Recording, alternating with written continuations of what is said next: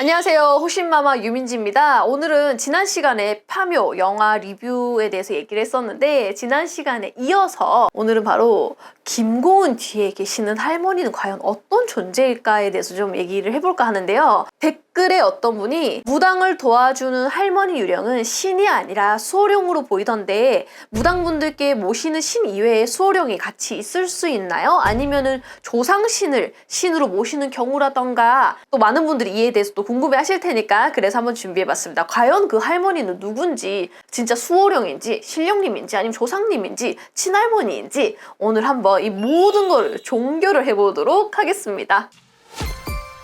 자, 가장 중요한 장면은 바로 다이묘 오니가 하림, 김고은 씨를 공격하려고 할 때 뒤에 서 있는 할머니를 보면서 멈칫하면서 이렇게 얘기하죠. 망할 할매 하면서 공격을 좀 중단하는 장면이 나오는데요. 여기서 이 할머니는 바로 김고은이 모시는 몸주신이다 라고 볼 수 있겠습니다. 그럴 확률이 가장 높다.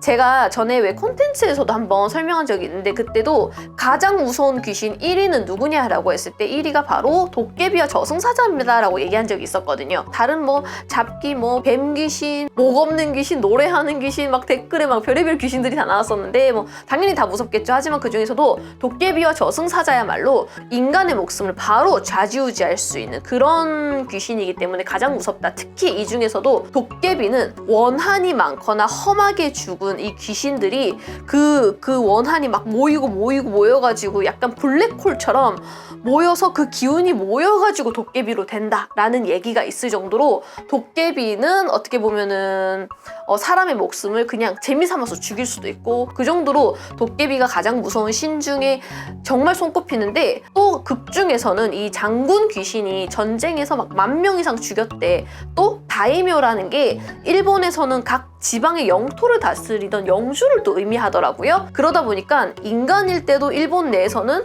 엄청나게 높은 위치에 자리를 잡고 있어서 많은 이들을 군림하고 살았는데 죽은 뒤에는 이런 의식까지 해가지고 어떻게 보면 신으로 또 만들어진 존재잖아요. 일반 악귀, 일반 도깨비와는 훨씬 더 차원이 다르다, 훨씬 더 높다. 그런데 이런 다이묘 오니를 멈칫하게 만들 정도의 할머니라면은 그냥 단순히 나를 예뻐했던 돌아가신 우리 친할머니, 외할머니 이 정도로는 어림도 없고요. 정말 엄청나게 도력도 높고 신력이 높으신 신령님이어야지 이게 가능할 것 같습니다. 자, 그렇다면 이분은 과연 조상신일까요? 뭐 우리 중조 할머니, 우리 고조 할머니 이런 조상신일지 아니면은 마치 하느님이나 부처님처럼 하늘의 신인 걸까요? 궁금해하시는 분들이 계실 텐데 여기서부터 얘기가 제가 평소에 너무나도 많이 하고 싶었던 얘기고 이게 왜 안 했냐면 그동안 이게 잘못 들어갔다가는 또 무교 교육처럼 될 수가 있어서 지루하게 될 수가 있어서 정말 간단하게 어떻게 설명하면 좋을까라고 고민을 많이 했거든요. 누구는 조상신을 모신다, 누구는 돌아가신 친할머니를 모신다, 누구는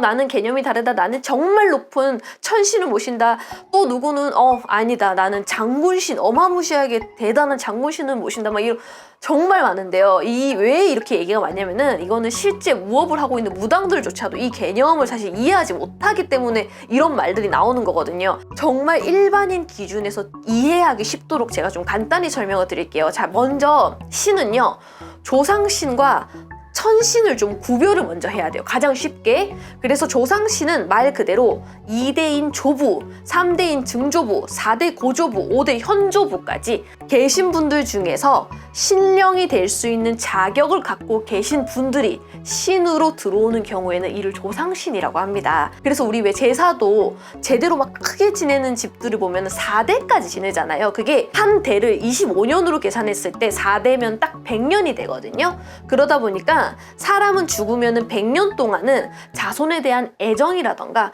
뭔가 이런 인간사에 대한 아직까지 집착이나 미련이 남아있다라고 보기 때문에 4대까지 제사도 지내는 겁니다. 따라서 신령이 되신 이 조상신들은 인간을 도와주고 싶은 마음, 후손에 대한 걱정, 무엇보다 무당이 된 이 자손에 대한 애틋함이 남아있기 때문에 이 무당에 손님이 없으면은 아유 저게 손님이 없어서 큰일이네, 손님 좀 빨리 끌어다 줘야겠다 라든지 아니면은 무당이 뭔가 실수를 하더라도 아유 저게 몰라서 저래요, 좀 모르니까 좀 넘어가 줍시다, 알겠죠, 이제 하니까 알겠죠, 이렇게 편을 들어주신다던가 아니면은 어떤 손님이 왔는데 막 눈물 없이는 들을 수 없는 사연을 가지고 왔어. 그러면은 조상신 입장에서는 남의 집이 아무리라 하더라도 그 집 귀신들을 되게 불쌍하게 여기잖아요. 그러다 보니까 더 안타까워하는 마음이 있습니다. 따라서 조상신이 되게 강한 제자들은 일단 이 안타까움과 굉장히 자애로움이 좀 많아요. 그래서 점 볼 때 눈물을 많이 흘린다던가 그런 특징들을 많이 가지고 있긴 해요. 자, 그런데 문제는 이렇게 조상신만 있으면 아까 처음에 얘기한 대로 무당은 조상신만 모신다 이게 가능한데 5대까지만 오시는 게 아닙니다. 6대, 7대, 8대, 9대, 10대 그 위로 쫙 해서 올라가서 그렇게 해서 결국 하늘까지 닿는다. 여기가 바로 천신의 개념입니다. 그래서 무당은 조상신과 천신을 다 모시는 게 맞습니다. 이해되시죠? 다만 조상신이 더 강한 제자들이 있고 천신이 더 강한 제자들이 있을 뿐입니다. 그래서 무당들 중에는 나는 뭐 조상신은 없어. 나는 천신밖에 안 모셔. 막 그래서 나는 되게 큰 신이야. 이거는 사실은 좀 말이 앞뒤가 안 맞는 게 5대 이상부터는 더 이상 삶에 대한 미련도 없으시고 인간에 대한 감정도 크게 없으시기 때문에 천신은 그래서 감정이 없다라고 표현하거든요. 그래서 이게 기독교로 치면 하느님이 되는 거고 불교로 치면 부처님이 다 천신에 해당되는 신인 겁니다. 근데 아무리 무당이라 하더라도 우리가 땅을 밟고 사는 인간일 뿐이잖아요. 이 무당 같은 경우는 제가 이 무교를 되게 좋아하는 이유가 야, 인간 너 따위가 어떻게 해? 아무리 네가 신의 제자가 된다고 해도 하늘의 신이 어떻게 너한테 바로 내려와? 차례대로 내려온다. 줄을 타고. 이 개념이에요. 자, 내가 조상신이 안 계셔. 그럼 천신만 계셔. 근데 천신은요, 말했잖아요. 인간에 대한 안타까움이나 감정이 없으세요. 아무런 감정. 돈에 대한 개념도 없으시고요.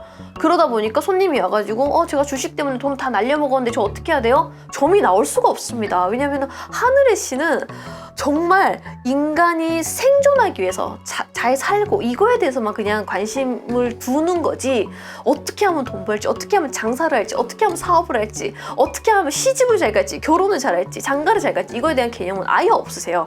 아니 그도 그럴 것이 천신은 정말 하늘의 신인데 하늘의 신이 내가 뭐라고, 혜윤이가 뭐라고, 우리 따위가 뭐라고, 인간 따위 우리가 한낱 우주의 먼지일 뿐인데 우리가 뭐라고 우리한테 도와줘갖고 아유 네가 불쌍하구나 너를 도와주겠다 이러면 사실 잘못된 거잖아요. 그렇기 때문에 줄을 타고 내려와서 우리 조상신까지 내려온다. 그래서 진짜 천신을 모시는 제자들이 있어요. 이분들은요 일단 속세에 전혀 관심이 없고요. 저기 진짜 막 산에 들어가서 사시는 분들 있잖아요. 나는 누더기만 있어도 된다. 나는 그냥 비바람 가려줄 이 뭐 천막만 있으면 된다. 이러신 분들은 산에 들어가갖고 기도하시고 정말 도 닦으시고 이런 분들은 막 일반인들이 되게 만나고 싶어 하는데 잘 만날 수가 없잖아요. 그런 사람들은 진짜 전 보고 싶어 하고 그러는데요. 사실 그런 분들은요 정말 쟤 뭐 안 좋은 기운으로 죽을 수도 있겠는데 막 이런 삶과 죽음에 대해서만 봐주실 수 있는 거지 막 우리 아들이 어떻게 하면 장가를 잘 갈까요? 막 이런 거는 사실 전혀 보실 수도 없고 관심도 없으시고요. 일단은 그런 분들은 이제 천신에 닿기 위해서 노력하시고 아예 이런 속세에 대해서는 관심이 없으십니다. 돈에 대한 개념이 아예 없으신 분들, 산은 산이요 물은 물이요 하시는 분들. 그래서 왜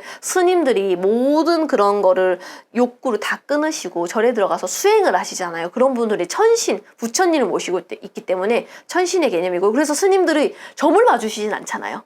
실제로 진짜 큰 절에 계시는 스님들은 점을 봐주시진 않거든요. 물론 막 죽고 살고 이런 심각한 문제는 가끔 보이시기 때문에 얘기해 주시긴 하지만 언제 결혼하고 언제 주식을 사고 언제 매매를 하고 이런 거에 대해서는 봐주시지 않는 것처럼 우리 무당들 같은 경우는 조상신으로부터 쫙 올라가서 천신까지 닿는 거다. 다만 이게 조금 논란이 될 수는 있겠지만 기독교 같은 경우에는 나와 하느님을 바로 연결하는 개념이다 보니까 기도할 때 그러잖아요. 막 하느님 전 세계 평화를 위해서 오늘도 모든 굶어 죽는 인류가 없도록 도와주세요라고 기도한다면 인정. 근데 그게 아니라 하느님 남자친구랑 안 헤어지게 해주세요. 뭐 하느님 뭐 이사 가는데 제발 계약운 잘 되게 해주세요 하면은 천신은 그거를 들어주기는 힘듭니다. 그거는 우리 조상신 중에서 하느님을 되게 천신으로 어떻게 보면은 모시고 했던 그런 분들이 와서 도와준다가 바로 이 무속에서 해석할 수 있는 그 해석 방법이다 라고 볼 수 있겠습니다.